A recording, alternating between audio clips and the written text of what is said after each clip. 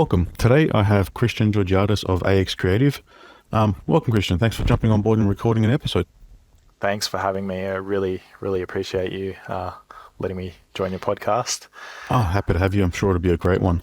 Would you mind introducing yourself to the guests and letting everyone know a bit of background about yourself and who you are? My name is Christian. My background is in creative work. So I started off as a videographer, went into photography, and then got into the marketing space. I run a creative agency called AX Creative. AX Creative pretty much specializes in scaling businesses through creative work. So we use unique creative work like graphics, videos, photos. We create a system and then implement it in people's businesses to help scale their sales essentially and bring in more customers. We do a lot more than that. We're a full service digital agency, so we pretty much cover anything from like billboard advertising, communications, even like outsourcing, recruiting. So we're pretty across everything, which is why it's so hard to explain some of these things. And I have a little bit of a background in technology as well. So I've worked with a few digital wallet companies and AI consulting companies as well. It's quite a variety there. So in the sort of marketing space where you're scaling up, is that more designing the marketing strategy and plans, or is it more supporting and implementing? We focus on two major things. First is the strategy side. So we audit a company first. We understand their pain points. So obviously we take our clients through a discovery process. We workshop with them first, understand their business, and then we put it into implementation so that we've got two sides of it. Most businesses that we take on board are generally startups, so they do need both sides. But some clients think they might just need the execution side, which is maybe just running digital ads. But you usually find that brands aren't really refined these days. They think they're refined, they think they've got everything, but they don't. And they only realize that once you actually sit down with them and workshop with them. Do you find that those brands or businesses think they understand their customer or what the customers want, but then it's completely opposite? I think that's a common thing that I've noticed. Absolutely. Like, I think like marketing it's so broad and it's really endless. And it's like, where do you start? Now, do you need a proper like marketing strategy to, make a lot of money or, increase your revenue? Not really, not necessarily. But if you have a better understanding of your audience and your customers, 100% you can plan to get there a lot sooner. Like a lot of the clients that I work with, they don't have any processes. They're kind of just like, oh yeah, jump on board, and then this is who we're targeting, get us sales. And I'm like, nah, because our job as like marketers is, you can sort of position it as like a business consultant, right? You come in the business, you need to invest, you need to understand their business, and each step of their process, you need to adapt to them first. Once you adapt to them, then you understand, okay, this is what your business needs. And these could be like multiple small things. It could be 100 small things that need fixing before you can get to those big things. And those big things might be the implementation of ads, for example. But clients don't understand that. A lot of clients, they just think, oh yeah, chuck on some ads, bring in some revenue. Nah, it's got nothing to do with that. It's actually the stages of the process first before you even get to that point. And does that really cover more? But I'm not just understanding your customer, but understanding the value you're deriving probably, or the value you're proposing that you will deliver? Yeah, it's quite hard when it comes to the value. Like it really depends on your clients too. I find that a lot of smaller businesses don't really understand the value of marketing because there's a commonly, like it's very common, and I'm sure you've heard this before, like across all marketing businesses or agencies in general, we've got a bad name now.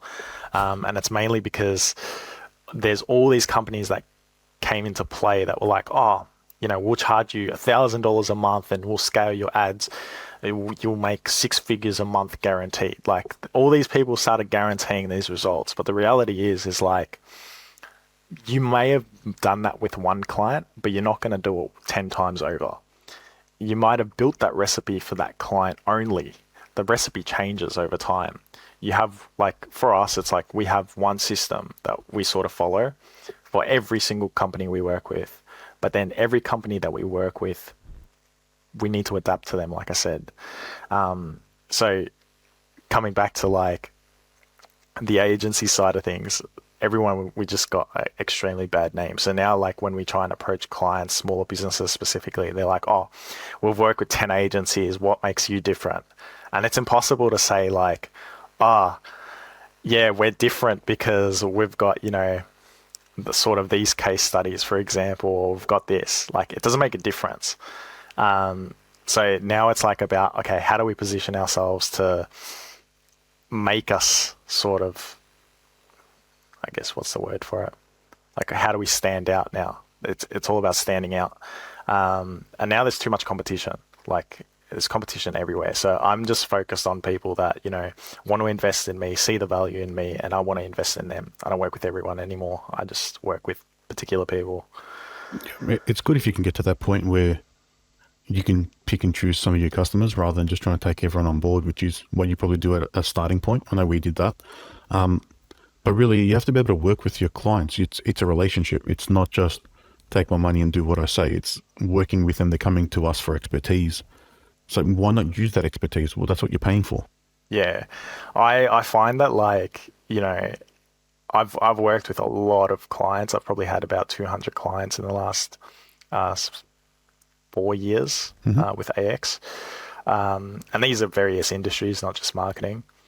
And yeah, what I notice is, like, if you don't have a relationship with that client, a majority of the time the work won't go to plan.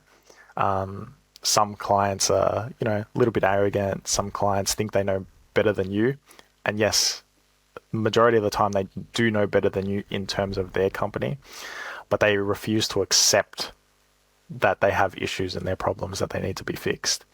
So the clients that do work well are the ones that collaborate with you on your projects.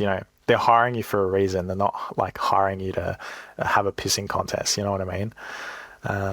So you have to be able to work together and iterate and evolve ideas and provide feedback or another point of view that they haven't seen.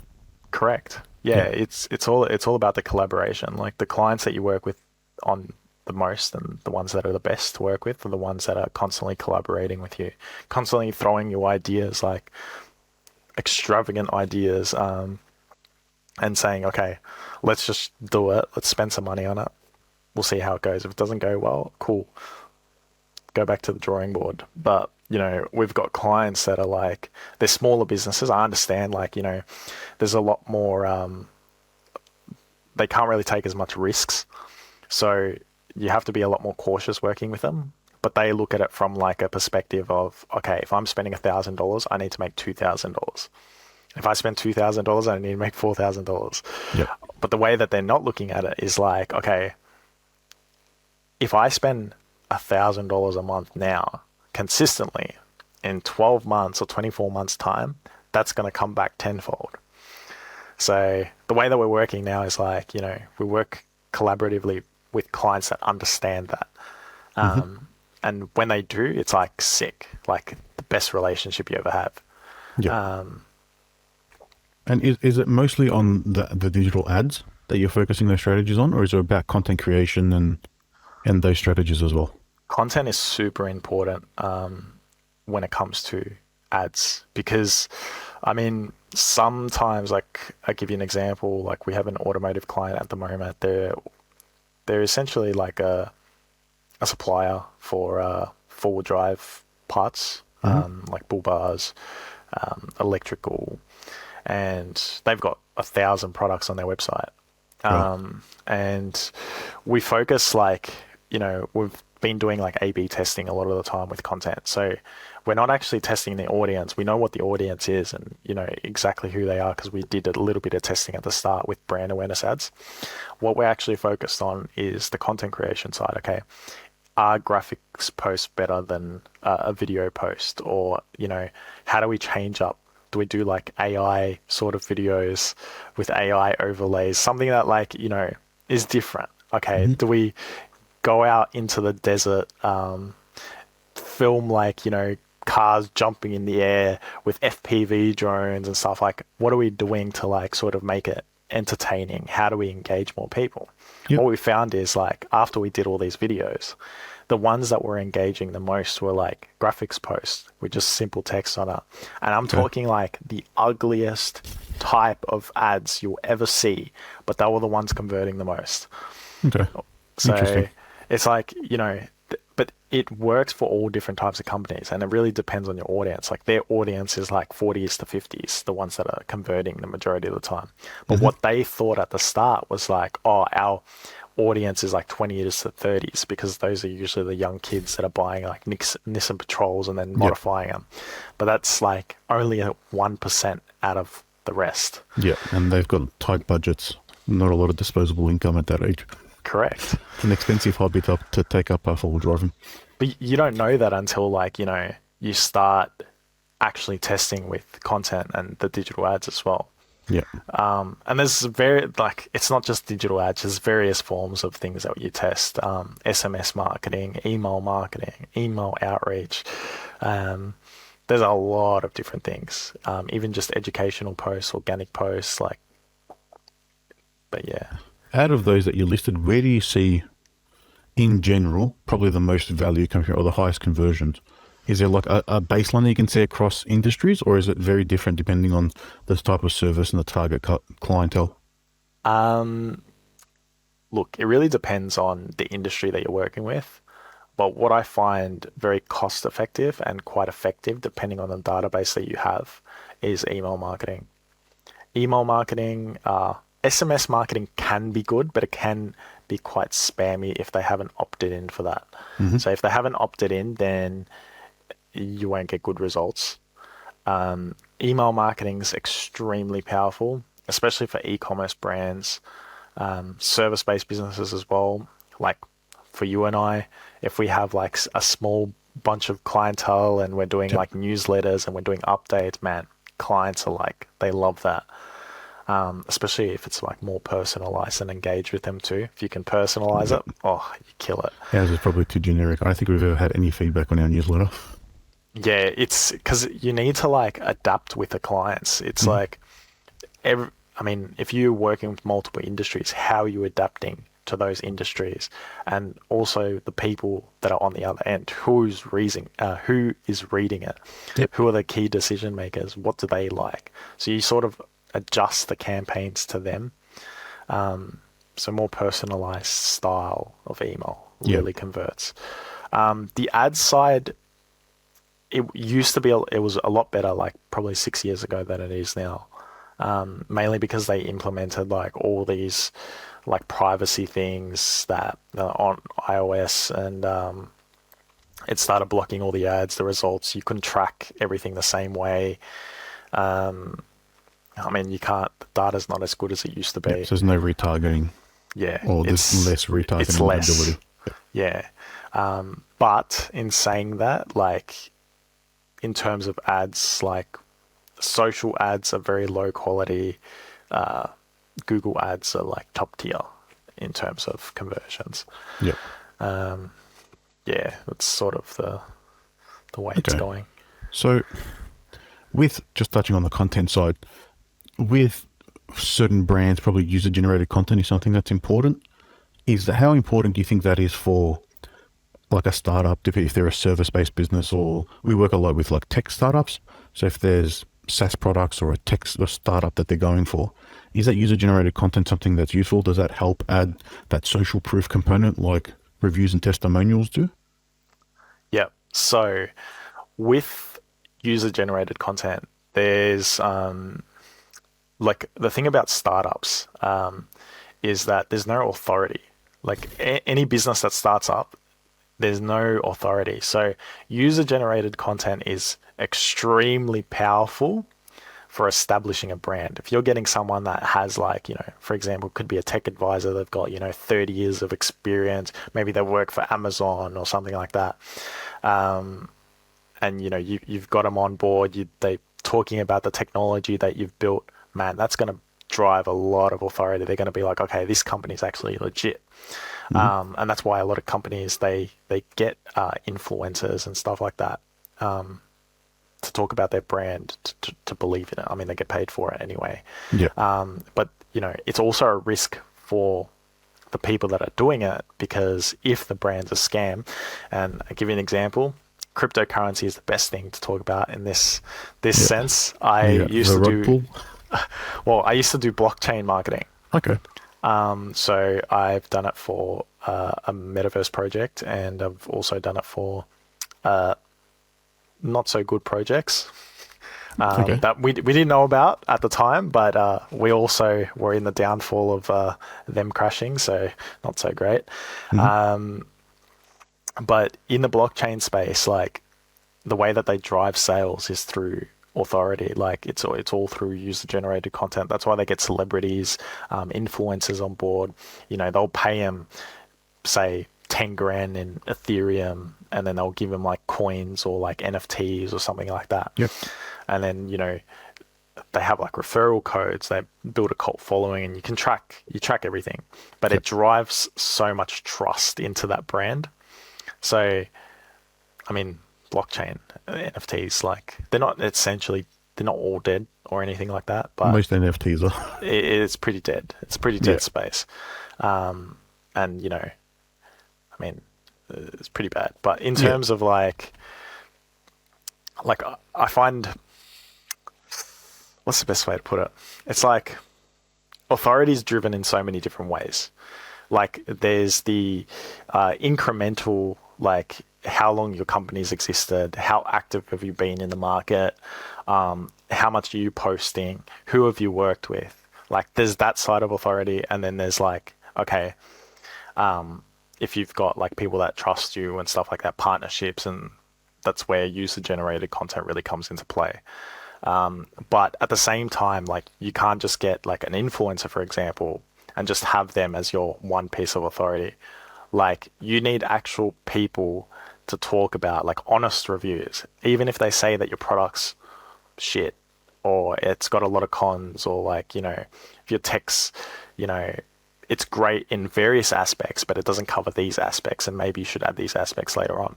You need people that are honest. The problem is now is like all these brands are constantly pushing too much positive reviews, and it's not authentic. So even though they build this authority at the start, it kind of just levels out later on, which isn't great. So that's where testimonials come into play, and then it sort of levels it out, because testimonials are a lot more honest. Yeah. But it really depends on the industry too. So I think like e-commerce brands, like, still very popular for user-generated content, influencer content. But I think it's kind of getting flushed out now. Yep. Yeah. So from our experience in our industry, where we're helping people build apps and systems and software, 99% of our work, I can say, is probably referral, word of mouth. Yeah. Because then you've got that backing from a trusted person saying, yep, I've worked with these people, they're good, go to them. We used to say no one just looks up in the yellow pages when we started, but no one just goes to Google and says, all right, software developer, and then goes and puts a project together that costs you a house. Because we're not dealing in small things either. So it's, a lot of trust needs to be put into the process, and you have to be able to work with the people. You have to be able to like us and work with us for us to be able to work with you. Otherwise, it's not going to happen. Yeah. Well, I mean, I'd say 95% of our clients are through referrals as well.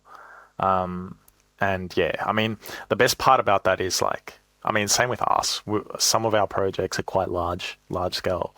So it's hard to get clients that are new over the line, that don't really understand how we work, what we've done, who we've worked with. And like, there's no level of trust there. So you got to build that trust with them. That's why it takes a lot longer. Like, that's when you start taking clients out to dinners and lunches and stuff like that. I mean, you got to build that relationship with them. But when you get a referral, it's like that relationship's already there. It's just like, yep, all good.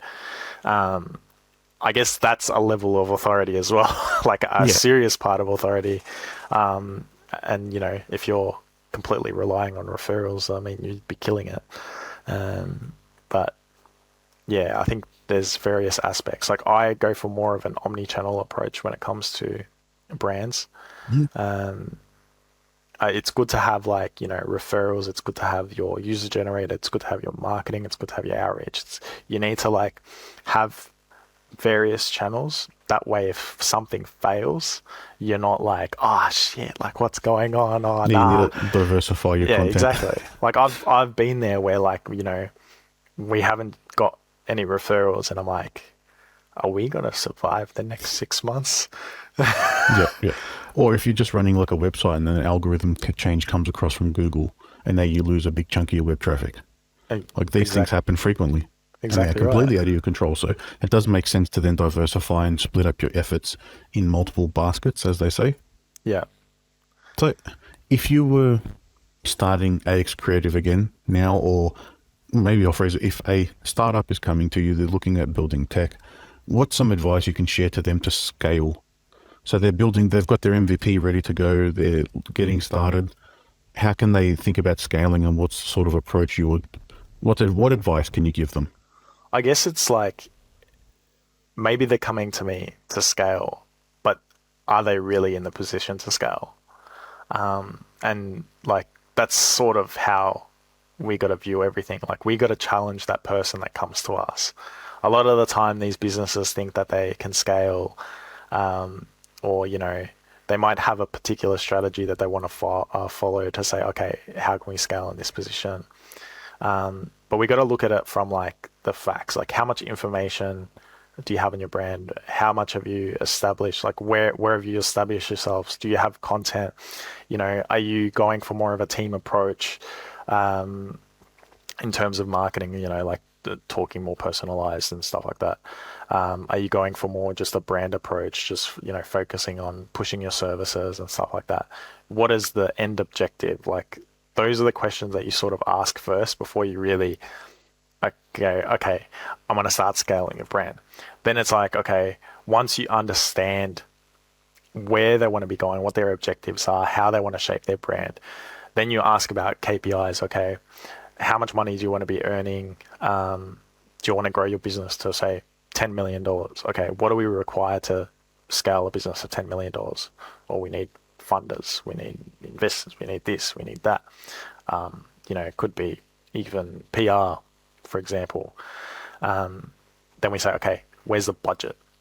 And that's like, once you get to the budget say, people are like, oh, it's going to cost us $300K to scale. Oh, nah, we can't afford that. Well, then why are you talking about scaling then? Okay, yeah. So they're not in that position. They don't understand the investment required to get to that next level. Exactly. So then we can say, okay, well, we can do it in increments. So instead of you doing it all in one go, we can say, over the next 3 years, we're going to be focusing on establishing your brand a lot better, increasing your SEO, increasing your brand presence, and building more authority around your brand. Year 2, we'll be focusing on getting investors on board, you know, sending out pitch decks, you know, getting partnerships. Year 3 is when the scaling happens, and then you break it down with them. You actually sit with them and make them understand. But it's, like I said earlier, it's like a long-term investment. It's a collaboration. So these people, they really got to understand how you work and how we work with them too. So, you know, we're there to improve their processes. It's not just like I said, it's not just the execution. It's not just the strategy. It's like, we're actually in the business, understanding every single avenue. It has been part of the marketing team effectively in strategy, and then tying those two together to help execute. Whether they got a marketing team or not, like it doesn't really matter. I mean, a lot of companies these days, they can't really afford to have a marketing team, mainly because a senior level marketing person would probably be about 200K a year just for one person. Then you've got to hire assistants and executors and whatever. So it's a really big investment. So that's why, you know, companies come to people like us where, you know, we've got 15 staff. I can be on the strategy, or I can get someone else to do the strategy. Then we just sort of give it to the team and say, execute it. This is the plan. This is what you need to do every month. Yep. it's much more cost effective. Like we'll be working with clients maybe 10 or 20 hours a month, maybe even 30, 40 hours, depends on what they need exactly. But they'll be saving a shit ton of money and they'll be getting better work because we've got more people to spread it across too. We've got more brains on it. Yep. So I think that's like the difference between, marketing people in a company and using an agency, for example. So for those startups that aren't ready to sort of engage with you and they're not at that level to actually scale yet, and they can't get a marketing team or afford probably a budget, what could you suggest for them to start to get some structure in place to be able to help them get to that point? So like if startups aren't sort of in that position, like what I've done for startups as well is like I consult startups. So I actually sit with them. I give them the advice. I don't do any of the work. I actually just sit and say, okay, let me see everything that you have and we'll break it down first. And once we break it down, I'll tell you how to execute it. And like, I'm not going to say how much I charge or anything like that, but it's a really good, like, they get a bit of an understanding of where they're at first, because a lot of companies that approach a marketing company or even try and do it themselves, they do it wrong a lot of the time, and they actually spend more money and they spend a lot more time trying to do it right by themselves than just like paying someone, say, $1,000 to consult them to help them build that whole structure out and be like, this is exactly what you need for the next 6 to 12 months. This is how you can do it yourself. And these are the tools that you can use to do it yourself. Like there's that option as well. And I seriously, I recommend a lot of people do that. And like I've helped out a lot of friends, not just in the marketing space, but also in like video production, that have started businesses and like they're like, oh, how do you get clients? And I was like, well, I'll tell you what I did when I started. And it was like something really simple. It was like, I just put outreach messages together and started messaging people on Instagram and LinkedIn. But I was offering like, a free, because the people that I'm talking to a lot of the time, they might be just breaching into the industry, for example. So they're like, how do we get work? How do we build a portfolio? And then I'll give them the steps. Stuff like that. It's like, everyone's, and I'm not going to say I'm like a business coach in any way, shape or form. I'm not like, selling my services, like mentoring courses and stuff like that. It's got nothing to do with that. It's purely just like, I have a level of understanding and a process or processes that I've built for various companies, and I know how to apply them and see it in different businesses. So, yeah. It's just using that experience that you've gained over the years and setting up that foundation to help someone get from A to B, where B is a scaled up version of where they currently are. Correct. And yeah, and those processes is not just around having that probably consistency in posting content, it's also in internal processes. If something's not systemized, it's not going to scale. And that's something that we see all the time. It's like, in marketing, it's not just about like brand impact. It's about actually the sales side of things too. How are you going to convert these leads? How are you going to what is that sales process? And I'll tell you now, I've worked with a multi-billion-dollar property company that has quite a small team. They didn't have a marketing team. Their staff is across multiple things in the company. They didn't have anything, no processes, no nothing. Even the sales process, like we're getting them leads. They didn't know how to sit and convert the leads straight away. And we sat with them and we said, okay, let us understand how you're currently doing your sales process. And that we found out they'll ringing up these leads 2 days later. And in property industry, if you're ringing leads 2 days later, you've lost them. Yeah. It needs to be instant. So we started saying, okay, well, if you're ringing them 2 days later, why is that? Okay, we're too busy doing inspections, blah, blah, blah. Okay, how do we complement that? And we said, let's build a customer journey system. So we built an email automation system that essentially engages customers straight away and gives them the information on the properties after incremental periods. And then after that, we implemented their sales process into that customer journey process. So they would ring the client after like 2 days, and the client would understand everything about that company and what they were selling and what they were offering. So you knew that level of interest straight away, because those touch points were already made. Yeah, and just a more efficient way of getting that information across than having a phone, calling them back, playing phone tag for a few days, getting back and forwards and trying to explain all that in very short bursts. Yeah, so it's a much easier way to do it, and that actually lets you scale. Correct. So, yeah. Well, it's been a great chat, Christian. Thank you so much for sharing all that information and just putting things, probably framing things in people's minds that they didn't think about related to the marketing and probably the approach you need to actually get to that level that everyone's dreaming about. Yeah. If anyone wants to reach out or find out more about you, how can they do that? Well, probably our website, axcreative.co, or our email is team@axcreative.co. Yep. That's probably the two best ways. Instagram wise, I mean, axcreative.co across all socials, you'll find us. That's it. Yep, no problem. And then we'll probably put your LinkedIn as well and share that out, and that's how we got in touch. Thank you, Christian. I really appreciate the chat today and hope you had a great time. Likewise. Thank you.